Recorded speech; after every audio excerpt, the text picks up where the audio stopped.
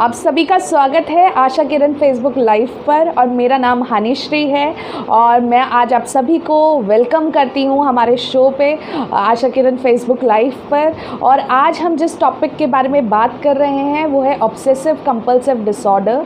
और हमारे साथ हिमांशु आनंद जुड़े हुए हैं जो इस OCD नाम की बीमारी से पहले खुद ही ग्रसित थे और आज हम उन्हीं की ज़ुबानी उनकी कहानी सुनेंगे कि कैसे OCD उनकी लाइफ में आया और कैसे उनकी लाइफ पर धीरे धीरे इफ़ेक्ट करना स्टार्ट किया और वो इन सारी चीज़ों के बावजूद कैसे OCD से बाहर निकले। और मैं आपको इससे पहले हम उनसे इंट्रोड्यूस करवाएं उससे पहले मैं आपको OCD के बारे में कुछ बताना चाहती हूँ। OCD होती क्या है? ऑब्सेसिव मतलब होता है एक्सक्लूसिव थॉट्स जो हमारे दिमाग में अराइज होते हैं और कंपल्सिव मतलब होता है रिपीटिंग बिहेवियर। वही पैटर्न को वही थॉट्स को हम अगर बार बार करते हैं उसको ऑब्सेसिव और कंपल्सिव बोलते हैं।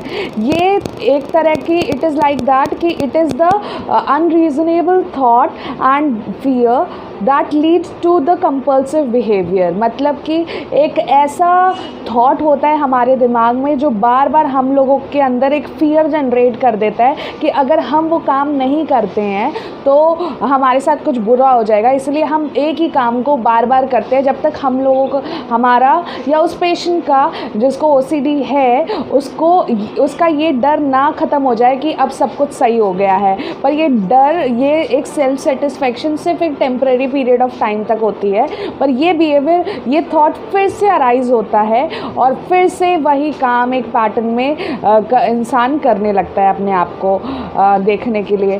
और आइए हम हिमांशु से पूछते हैं। पहले तो हिमांशु आपका स्वागत है हमारे Asha Kiran Facebook live page पर। और मैं चाहती हूँ कि आप अपने बारे में कुछ हमें बताएं, हमारे दर्शकों को बताएं कि आप हैं कौन, आप कहाँ से हैं और आपकी ज़िंदगी में अभी आप क्या कर रहे हैं, आप सब बता सकते हैं। My name is Himanshu Anand. I am living in Delhi.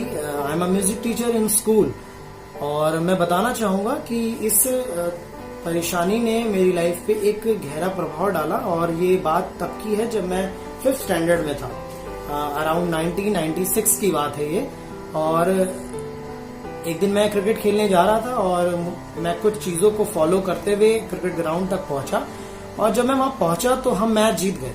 तो मुझे ऐसा लगा कि मैंने शायद जो कुछ इससे पहले किया था उसको करने की वजह से हम मैच जीत गए और मैंने इसी पैटर्न को फॉलो करना शुरू किया। उस जो मैं काम करके उस ग्राउंड में पहुंचा था उन्हीं कार्य को दोबारा से मैंने करना शुरू किया। और ऐसे सिर्फ वही काम नहीं थे पर मैंने उस दिन में जितने काम किए थे, लाइक जिस कलर के मैंने कपड़े पहने थे मैंने कोशिश की मैं उसी कलर के कपड़े पहनूं। जो कपड़े मैंने पहने थे मैं उनको अपने फेवरेट क्लोथ समझ के हर बार कुछ अच्छा काम करने जाता था तो मैं उसको पहनता था और मुझे लगता था कि इन कपड़ों को पहनकर मेरी लाइफ अच्छी होगी या मेरे साथ कुछ अच्छा पॉजिटिव होगा। और मैंने उन चीजों को कैच करना शुरू कर दिया था जिसकी वजह से मुझे लगता था कि मेरा दिन अच्छा जा रहा है। एग्जाम में मैं कुछ चीजों को लेकर जाया करता था तो मुझे लगता था कि इनको ले जाने की वजह से, इस पेन को ले जाने की वजह से, इस पेंसिल को ले जाने की वजह से मेरा एग्जाम अच्छा होगा, तो मैं उन्हीं को फॉलो करता रहा। और ये चीज मेरी लाइफ में बढ़ती जा रही थी। मेरे उन काम करने के पैटर्न्स बढ़ते जा रहे थे, काम करने के तरीके बढ़ते जा रहे थे, मेरे लाइफ स्टाइल जो था वो चेंज होता जा रहा था और मैं एक अपनी ही अलग दुनिया बनाता जा रहा था। मुझे लग रहा था कि मैं ऐसा करने से अपनी लाइफ में कुछ अच्छा होगा, मैं ऐसा कर लूंगा तो मेरी लाइफ में कुछ बेटर हो जाएगा या फिर कुछ चीजों में मैं कुछ अच्छा करने पाऊंगा।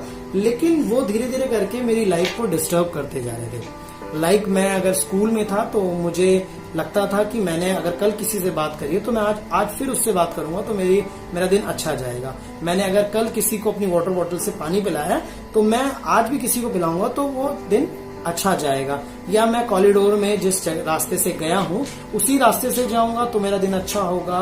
मैं डेस्क पर जिस जगह से होकर बैठा हूँ अगर मैं उसी वे में ही जाऊंगा तो मेरा दिन अच्छा होगा। और ऐसे बहुत सारे काम थे जो मैं किया करता था पर मुझे ऐसा लगने लगा था कि ये सब काम करने की वजह से मेरा दिन अच्छा जा रहा है और अपनी चीजों को अच्छा करने के उस चक्कर में मैं उस ऑब्सेसिव कंपल्सिव डिसऑर्डर की प्रॉब्लम में घुसता जा रहा था। ये बात किसी को पता नहीं थी कि मैं इन चीजों में फंस रहा हूँ या फिर मैं इन सब चीजों से होके गुजर रहा हूँ, क्योंकि ये मेरी पर्सनल लाइफ की चीजें थी और मैं किसी को ये शो भी नहीं होने देता था कि मेरे साथ कुछ चीजें ऐसी हैं। फिर उन चीजों ने मेरे माइंड को कैच करना शुरू किया, मेरे माइंड को कंट्रोल करना शुरू किया और मैं उन काम को करने लगा जो मुझे नहीं करने चाहिए थे। जैसे कि अगर मैं घर पे आ गया हूँ और मुझे ऐसा लग रहा है कि मुझे दोबारा नीचे जाना चाहिए और अपने उन कामों को दोबारा से करना चाहिए, जैसे कि वॉल को टच करते हुए आना है, जैसे कि अपने घर से बॉल को नीचे फेंकना है, देन उसे अगेन लेके आना है, या फिर किसी से बात करनी है या किसी ने आवाज दी है तो उसकी बात को सुनना है। और मैं ऐसे छोटे छोटे काम थे जिनकी वजह से मैं अपनी उस प्रॉब्लम में फंसता जा रहा था। पर इन चीजों में होने की वजह से मेरी लाइफ बहुत डिस्टर्ब होने लगी। मैं अपने स्कूल में अपनी स्टडी में वीक होने लगा, क्योंकि मैं जो टीचर कराया करती थी मैं उसकी एक एक वर्ड की स्पेलिंग को टैली किया करता था और 1 बाय 1 वर्ड्स टैली करने की वजह से मैं स्टडी में पीछे होता गया, मेरा स्टडी से मन हट गया। यहाँ तक नौबत आ गई कि मैंने अपना स्कूल छोड़ने की सोच ली थी कि अब मैं नहीं पढ़ूंगा, क्योंकि मुझे वो चीजें डिस्टर्ब कर रही थी। हिमांशु, मैं आपसे जानना चाहूँगी कि OCD आपके साथ कैसे शुरू हुआ? ये डिसऑर्डर, ऑब्सेसिव कंपल्सिव डिसऑर्डर, आपके साथ कैसे इसकी शुरुआत हुई आपके जीवन में? Thank you, Hanishri, to giving me chance to share my testimony on your page, Asha Ki Kiran. I hope this session will bless many. OCD, Obsessive Compulsive Disorder, ये तकलीफ या ये बीमारी मुझे कई साल पहले थी और इस तकलीफ ने मेरी लाइफ पर एक गहरा प्रभाव डाला और मैं कोशिश करता हूं कि अपनी इन बातों को शेयर करके मैं उन लोगों को जो OCD में होके चल रहे हैं उन्हें बाहर निकाल सकूं। और क्योंकि ये तकलीफ ऐसी नहीं है कि हमें कहीं चोट लगी और हमें चोट दिखाई दे जाती है, ये उसकी तरह नहीं होती कि हमें सब दिखाई दे रहा है कि हमारे साथ क्या चल रहा है, पर ये एक ऐसी तकलीफ है जो हमें पता ही नहीं चलता कि हमारे साथ है। और बहुत से लोग इस OCD में होके चल रहे होते हैं पर उन्हें पता ही नहीं होता कि उनकी लाइफ किस डायरेक्शन में जा रही है, बिकॉज ये कोई ऐसी बीमारी नहीं है जो दिखाई दे, पर ये लाइफ में इंसान के साथ चल रही होती है और उसकी लाइफ को खराब कर रही होती है और उसे पता भी नहीं चलता। तो मैं आशा करता हूं कि जैसे आपका पेज का नाम है आशा की किरण, कि ये बहुत से लोगों की लाइफ में एक किरण के रूप में कार्य करे और वो लोग इस तकलीफ से बाहर आ सके।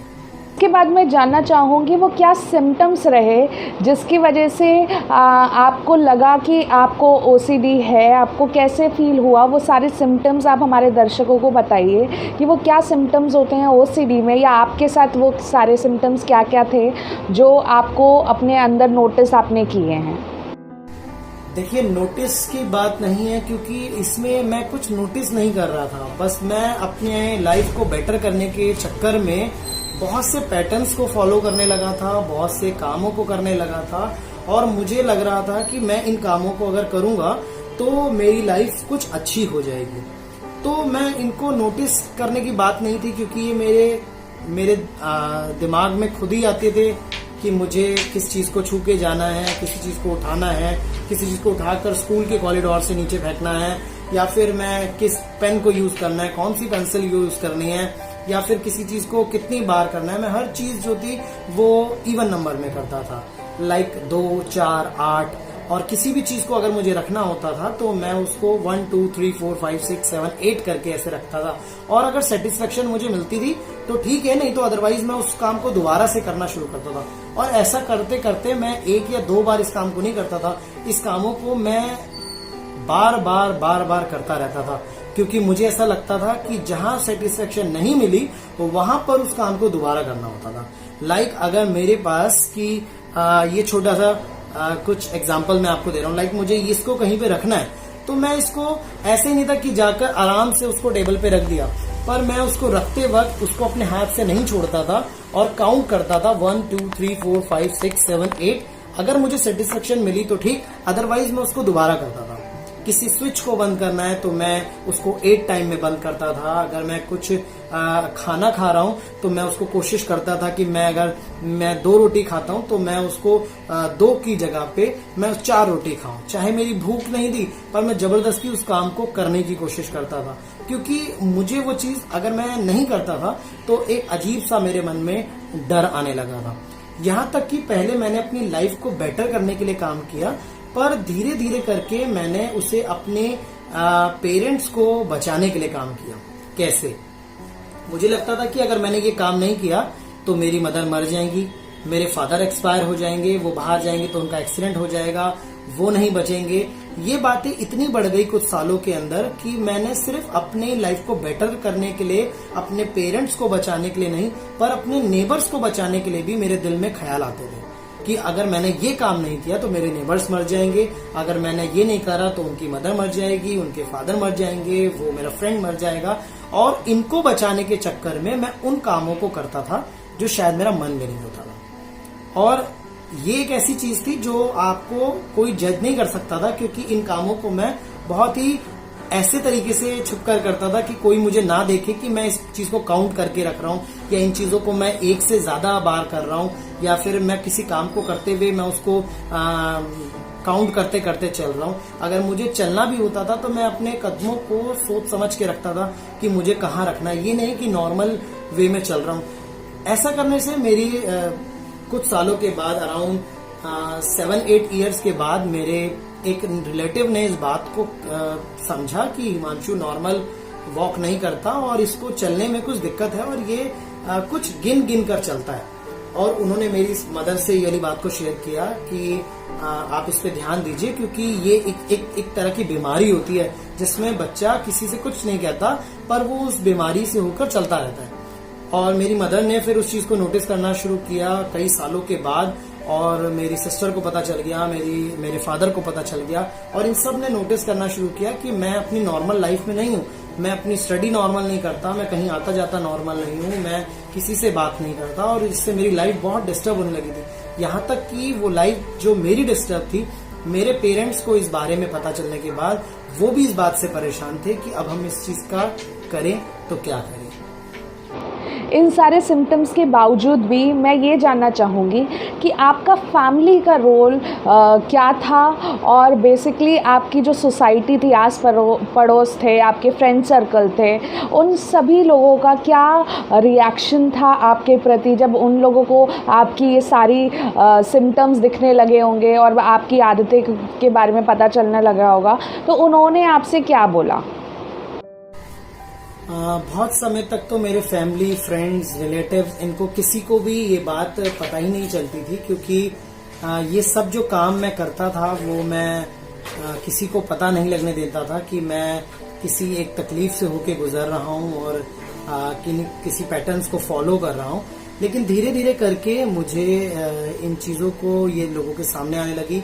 मेरे फ्रेंड्स मेरे से दूर हो गए और उन्होंने मुझे बोलना शुरू किया कि हम तेरे साथ नहीं रहेंगे क्योंकि तुम कुछ पैटर्न फॉलो करते हो, और किसी किसी नाम से मुझको स्कूल में चिढ़ाने लगे और कहने लगे कि हिमांशु तो ऐसा करता है, हिमांशु गिन गिन के चीज़ों को करता है, वो किसी वर्ड्स को भी लिखता है तो उसको 100 बार वो टैली करता है। और मेरी फैमिली भी जो थी वो इस बात से परेशान थी और उनको भी अब इस बात से डर लगने लगा था। और रही बात मेरी सोसाइटी की, तो मेरे सोसाइटी के लोगों ने भी मुझे नोटिस करना शुरू कर दिया था कि मैं अपनी नॉर्मल एक बच्चे की एक्टिविटी होती है, मैं उसमें नहीं था। पर मैं उन सब चीजों से किसी भी काम को करने से पहले जब मैं काउंट करता था तो लोग नोटिस करते थे कि मैं एक काम को एक से ज्यादा बार कर रहा हूँ, तो मैं ऐसा क्यों कर रहा हूँ। और इससे मेरी स्टडी वीक हुई, इससे मेरी हेल्थ पे इफेक्ट पड़ा, इससे मैं मेंटली बहुत डिस्टर्ब रहा, मैं बहुत ही डर में रहा, क्योंकि मुझे ये सब चीजें मेरी लाइफ पर एक प्रभाव डालती जा रही थी। और मैं किसी से बात करना पसंद करता था, ना ही मैं अपने फ्रेंड्स के साथ अब रहना चाहता था। मैं अलग रहता था और कोशिश करता था कि जितना ज्यादा हो सके मैं अलग रहूं, ताकि मेरी इन चीजों के बारे में किसी को भी ना पता चल सके। तो इस बात से मेरी फैमिली, मेरे फ्रेंड और मेरी सोसाइटी पर बहुत इफेक्ट पड़ा, क्योंकि उनको जब वो मुझे देखते थे तो उनको अच्छा नहीं लगता था। इसका मेरा अगला सवाल ये रहेगा कि आपकी रोज़मर्रा की ज़िंदगी में ओसीडी ने वो क्या प्रभाव डाले थे? मैं जानना चाहती हूँ कि वो सारी क्या चीज़ थी, वो आपका सफ़रिंग क्या थी जो आपने रोज़मर्रा की ज़िंदगी में इस ओसीडी की वजह से आपने नोटिस की और आपको क्या-क्या प्रॉब्लम्स होने लगी थी?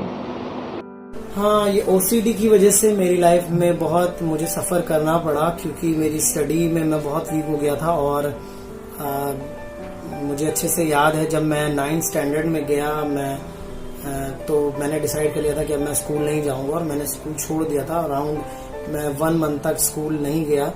उसके बाद मुझे कुछ अच्छे लोगों की गाइडेंस मिली और मैंने उसको रीज्वाइन किया, पर मेरी स्टडी बहुत इफेक्ट कर रही थी, क्योंकि मैं जो कर सकता था वो मैं नहीं कर पा रहा था। मैं अपने उन पढ़ाई को जो मैं अच्छे से कर सकता था उस चीज़ में मैं वीक हुआ उस 9th स्टैंडर्ड तक।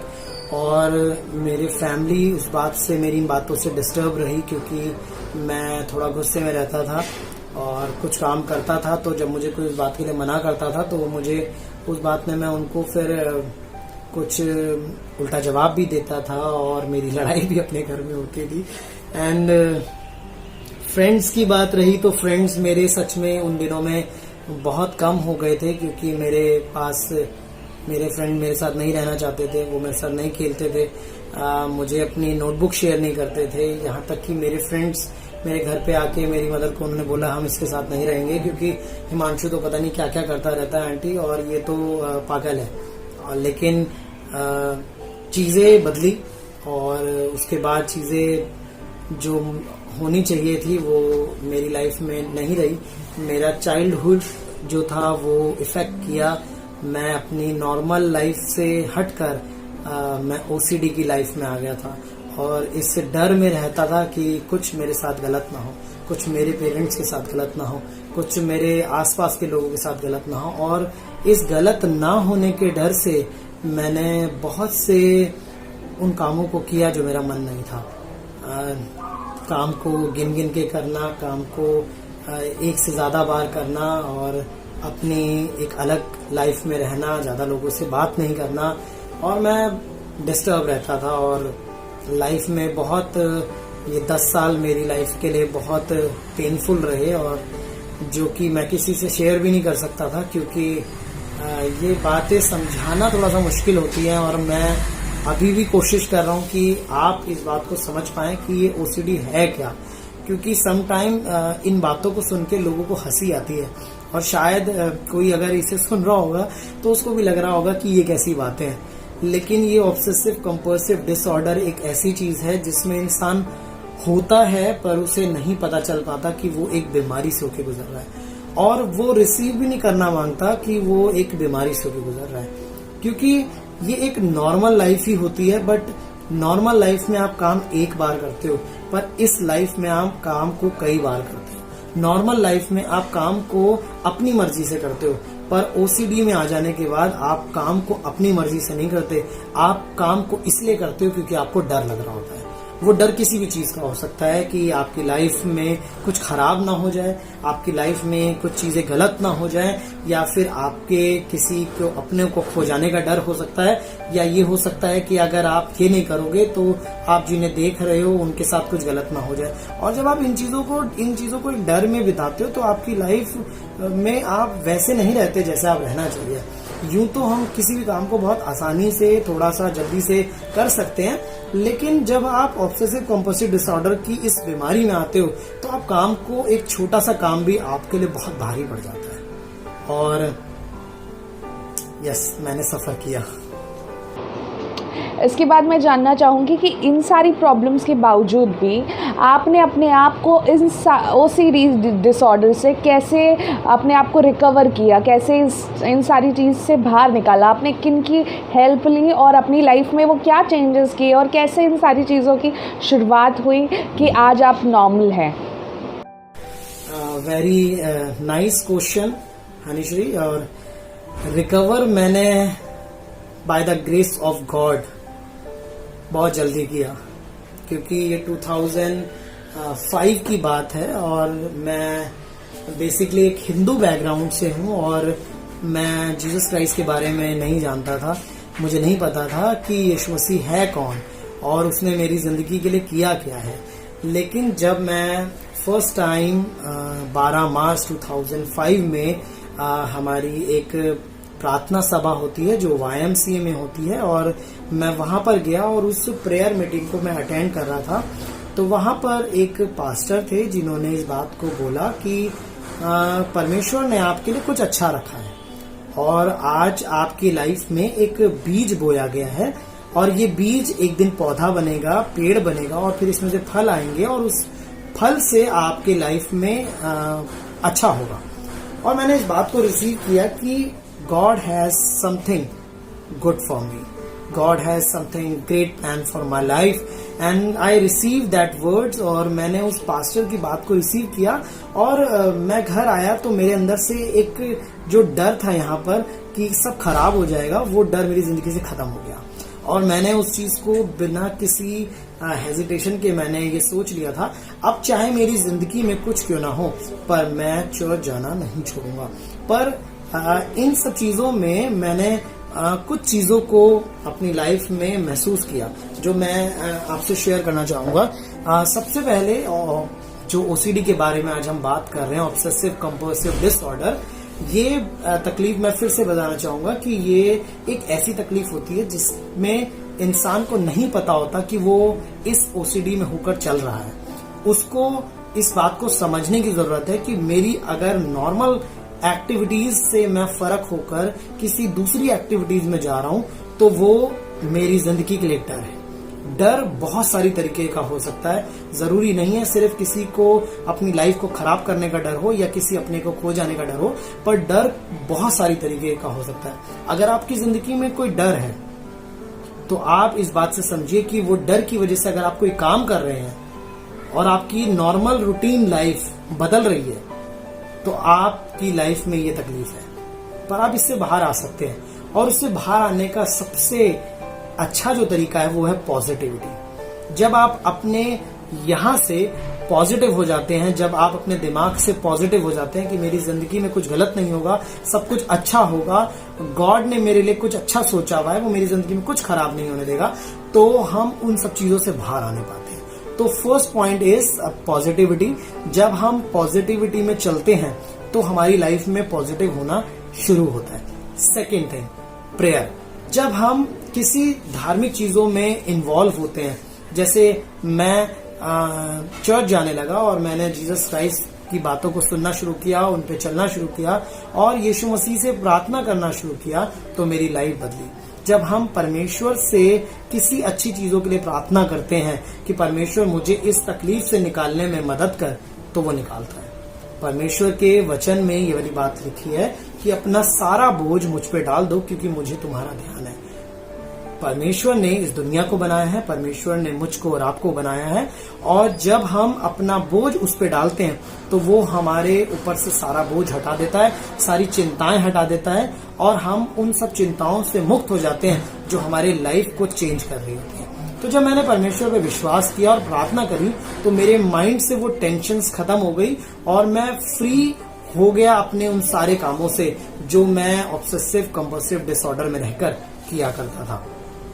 अपनी जिंदगी पर हमें सेल्फ कंट्रोल होना बहुत जरूरी है कि अगर मैंने ये विश्वास करा है कि परमेश्वर ने मेरी जिंदगी के लिए कुछ अच्छा रखा है तो मैं उन कामों को नहीं करूंगा जो मुझे में बुराई की तरफ ले जा रहे हैं, जो मुझे गलत काम करवा रहे हैं या मुझे किसी एक अपनी नॉर्मल लाइफ से हटकर किसी दूसरी लाइफ में लेके जा रहे हैं। तो हमारे लिए सेल्फ कंट्रोल या सेल्फ कॉन्फिडेंस होना बहुत जरूरी है कि हमें अपने पर विश्वास रखना है कि अगर मैं इस काम को नहीं करूंगा तो मेरा गॉड मुझे ब्लेस करेगा और सब चीजों में मुझे इन प्रॉब्लम से वो निकालेगा। उसके बाद है वर्क हार्ड। हमें अपनी लाइफ में कोई भी काम करने के लिए एक बार में हमें सफलता प्राप्त नहीं होती, पर डिस्करेजमेंट अपनी लाइफ में नहीं आने देना चाहिए या फिर निराशा को अपनी जिंदगी में नहीं आने देना चाहिए, क्योंकि अगर हम किसी भी बात में निराश होते हैं या हताश होते हैं तो हम आगे नहीं बढ़ सकते। हमें दोबारा उठना है, फिर से कोशिश करनी है कि मैं इन कामों को छोड़ सकूं। आपको मैं एक चीज क्लियर करना चाहूंगा कि मैंने उस दिन सिर्फ अपनी लाइफ में एक पॉजिटिविटी ली जब मैं चर्च में आया, लेकिन उसके कुछ समय के बाद तक भी मेरी लाइफ में ये चीजें चलती रही। इनसे मैं लड़ाई करता रहा, लड़ता रहा कि मुझे ये काम नहीं करने। अगर मैं नहीं करता था तो मेरा मन फिर से बेचैन होता था, मेरा मन फिर से डर में आता था। लेकिन मैंने इस बात को ठान लिया था कि मेरे परमेश्वर ने मेरे लिए कुछ अच्छा रखा है और वो मेरी जिंदगी में कुछ गलत नहीं होने देगा। जब हम परमेश्वर पे विश्वास करते हैं तो वो मेरी जिंदगी में भलाई को करता है। उसका वचन, एक बात मुझे बहुत अच्छा लगता है जो लिखा है कि जो परमेश्वर पे विश्वास करते हैं वो कभी निराशा को नहीं देखेंगे, क्योंकि परमेश्वर उनके साथ है। वो उनका सर कभी झुकने नहीं पाता क्योंकि परमेश्वर उनके साथ है। और वचन ये भी बताता है कि जो परमेश्वर पे विश्वास करने वाले हैं उनकी जिंदगी में सब बातें जो कुछ उनकी जिंदगी में हो रही हैं वो भलाई को ही उत्पन्न करेंगी, उनकी जिंदगी में भला ही होगा। और परमेश्वर के वचन से जब मैंने इन बातों को पढ़ा तो मुझे अच्छा लगा कि मेरी जिंदगी के लिए परमेश्वर ने कुछ भलाई रखी है, मेरी जिंदगी के लिए परमेश्वर ने एक अच्छी प्लानिंग रखी है, एक अच्छी योजना रखी है। और इस पॉजिटिविटी के साथ मैं आगे बढ़ता गया। अगर आप इस प्रॉब्लम से होके गुजर रहे हैं तो आपको इन कुछ पॉइंट्स को जरूर से याद रखना पड़ेगा। First is positivity, second is prayer, third is self confidence and fourth is work hard. ये 4 चीजें आपके जीवन में होना बहुत जरूरी है। जब आप इन 4 चीजों को अपनी जिंदगी में ले लेंगे तो आप ऑब्सेसिव कंपल्सिव डिसऑर्डर या ओसीडी से आप बाहर आने पाएंगे। मैं इस बात को जितना मैंने शॉर्ट में आपको बताया है, ये बातें इससे कहीं अधिक बढ़कर थी। आप सोच के देखिए कि आप अगर किसी भी काम को कर रहे हैं उसको 1 से ज्यादा बार कर रहे हैं। अगर आपने शर्ट वेयर करनी है तो सिंगल टाइम में नहीं पहनेंगे, आप उसको 7 बार उतारेंगे, 8 बार उतारेंगे और उसके बाद उसको पहनेंगे। सोच के देखिए, आपको कहीं जाना है तो आप आधे रास्ते तक चले गए और आपका मन आपको फिर से कह रहा है कि नहीं, पीछे जो तूने वॉल टच करके आनी थी वो नहीं टच करी है, उसे दोबारा से टच करो। तो आप उस चीज को वापस पीछे आएंगे, आपका समय खराब हुआ, आपका जहां जाना था वहां आप लेट हो गए और वापस उस चीज को छू कर आप जा रहे हैं। ये चीजें जितनी सुनने में आसान लग रही हैं उतनी है नहीं। ये ऑब्सेसिव कंपल्सिव डिसऑर्डर के बारे में अगर आप जानेंगे तो आपको पता चलेगा कि इससे बहुत से ऐसे लोग होते हैं जो इस बीमारियों से होकर गुजर रहे होते हैं पर उन्हें पता ही नहीं होता और उनकी लाइफ इतनी डिस्टर्ब हो जाती है कि उनके फैमिली रिलेशंस खराब हो जाते हैं, उनके लव रिलेशंस खराब हो जाते हैं, उनकी चीजें खराब हो जाती हैं। और वो अगर छोटे बच्चे हैं तो स्टडी खराब हो जाती है, पर उन्हें यही नहीं पता चल पाता कि वो किस तकलीफ से होके गुजर रहे हैं।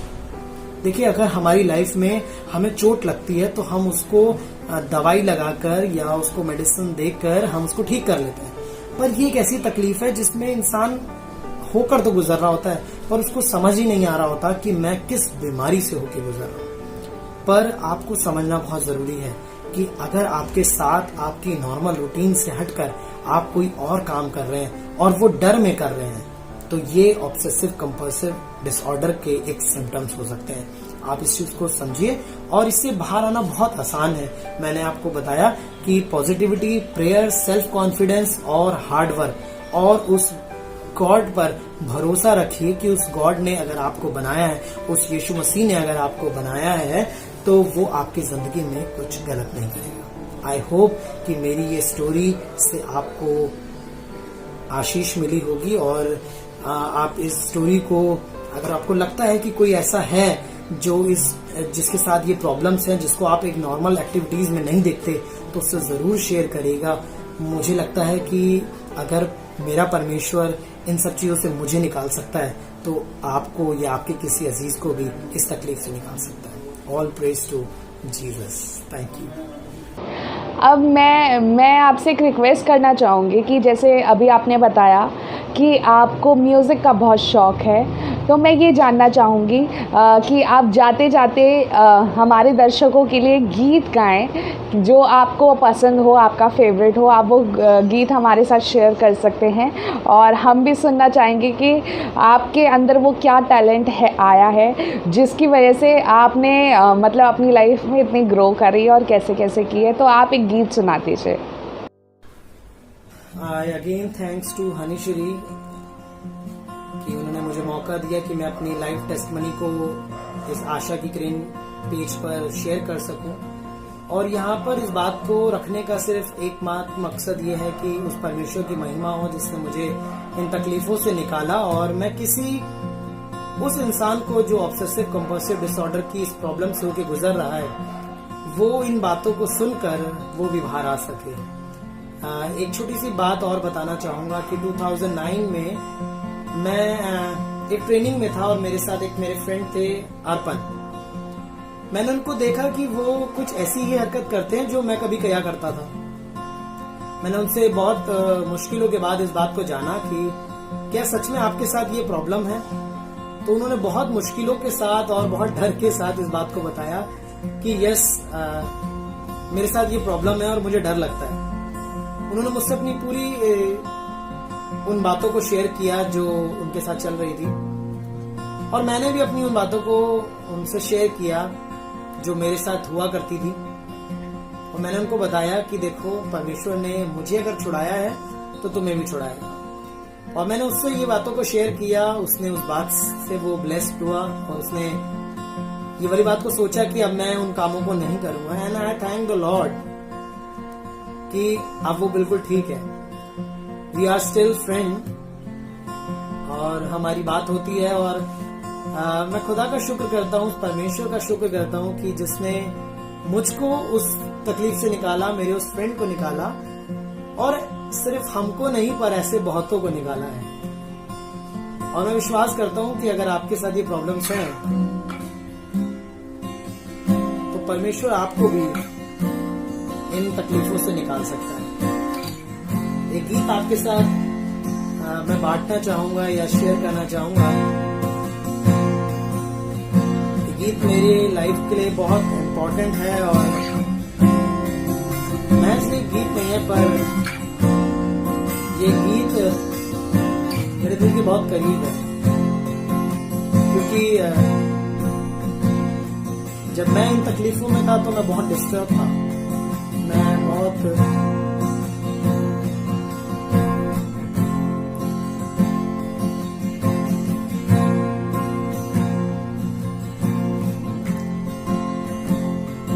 परेशानी से होकर मैं गुजरा और 10 साल लगे मुझे इन सब चीजों से बाहर आने में।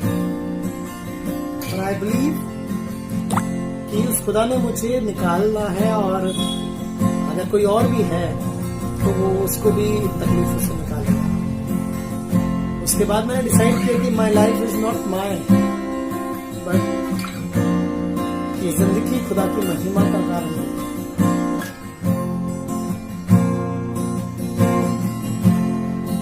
आशा करता हूँ कि ये इस पेज के माध्यम से जो मौका मिला है ये आपकी लाइफ के लिए एक अच्छा एक एग्जाम्पल बनने पाएगा, और ये गीत भी आपके लिए बरकत का होने पाएगा।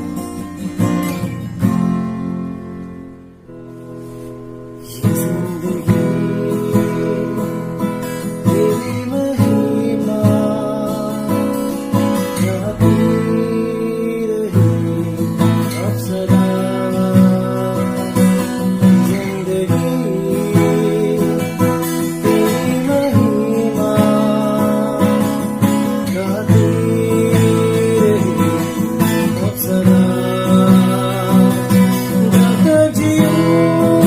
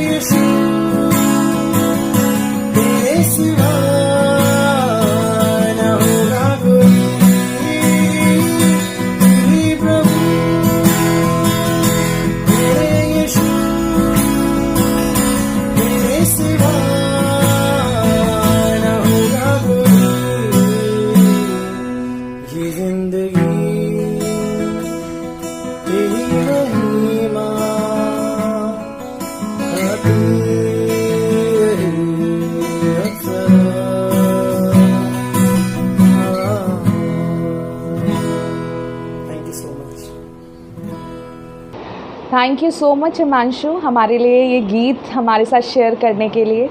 और मैं उम्मीद रखूँगी कि आपकी आगे की लाइफ भी बहुत अच्छी बीते, और बहुत बहुत आपका मैं धन्यवाद देती हूँ कि आप हमारे शो में आए और अपनी कहानी अपने लफ्ज़ों में सुनाई हमें। और उम्मीद है हमारे दर्शकों को जो अब तक हमारे साथ जुड़े रहे और जिन्होंने सारा प्रोग्राम देखा, और आपको बहुत सारा आइडिया लगा होगा कि एक्चुअली में प्रैक्टिकल लाइफ में जब हम चीज़ों को पढ़ते हैं तो कितनी डिफरेंट होती है, पर कि जब किसी के साथ ये चीज़ सारी सफरिंग हो रही होती है तो उसकी लाइफ ही पूरी चेंज हो जाती है।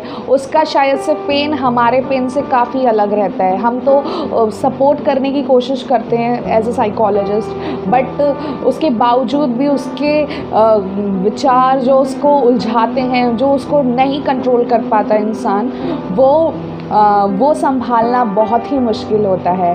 और ये सारी चीज़ें हमें हिमांशु आनंद से पता चली, और इसके साथ साथ एक पॉजिटिव मैसेज भी मिला कि हम चाहे वो OCD हो या फिर कोई और मेंटल डिसऑर्डर है, हम उससे रिकवर हो सकते हैं अगर हमारे अंदर वो दिल है कि अगर हम ठीक होना चाहते हैं, अगर हम चाहते हैं चीज़ें बेटर हो, अगर हम सपोर्ट करते हैं या फिर सोसाइटी हमें सपोर्ट करती है, तो यकीन मानिए हम लोग या फिर जो भी OCD से ग्रसित है या फिर और भी कोई मेंटल डिसऑर्डर से, साइकोलॉजिकल डिसऑर्डर से, वो अपनी स्थिति को, वो अपने विचारों को, वो अपने आप को चेंज कर सकता है।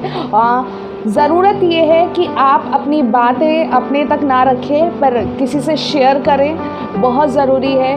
और इन सारी चीज़ों के साथ मैं एक बार फिर से हिमांशु आपका शुक्रिया करती हूँ, और आप सभी का शुक्रिया अदा करती हूँ कि जितने लोग अब तक मेरे साथ बने रहे, ये प्रोग्राम देखा। उम्मीद है आपकी लाइफ में भी ये सारी चीज़ें सुनने के बाद कुछ तो अंतर आया होगा।